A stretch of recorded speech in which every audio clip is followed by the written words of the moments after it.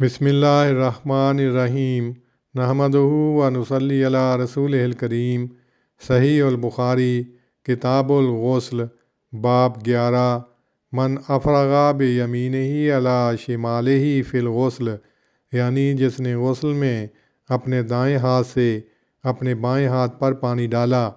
حدیث نمبر 266۔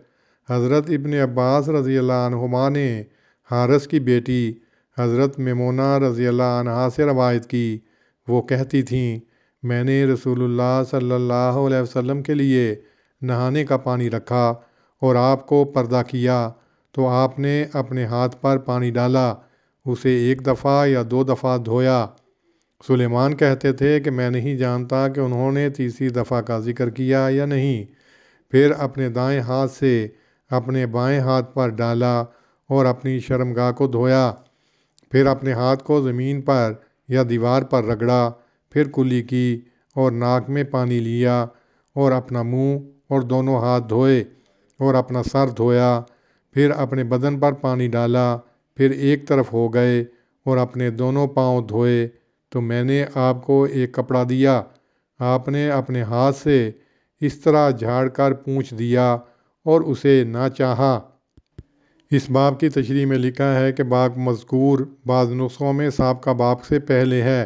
حضرت صلی اللہ علیہ وسلم نے استنجا بائیں ہاتھ سے کرنے کی ہدایت فرمائی ہے، اور روایت نمبر 266 سے ظاہر ہے کہ نہاتے وقت آپ اپنی شرمگاہ بھی بائیں ہاتھ سے دھویا کرتے تھے۔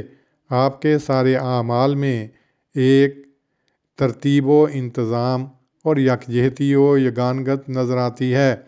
جو اعمال دائیں ہاتھ سے کرنے والے ہوتے وہ ہمیشہ دائیں ہاتھ سے کرتے تھے، اور بائیں ہاتھ سے کرنے والے اعمال بائیں ہاتھ سے۔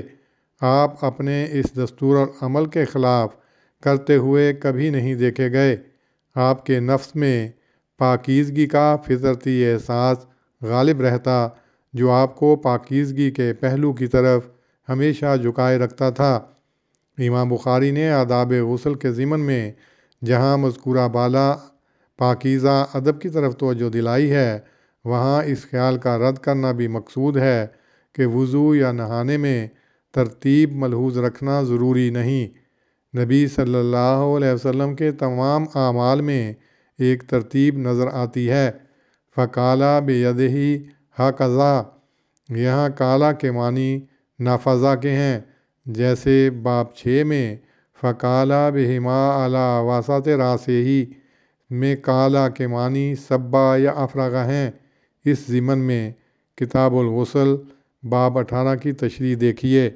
اللہم صلی علی محمد وعلی آل محمد کما صلیت علی ابراہیم وعلی آل ابراہیم انک حمید مجید۔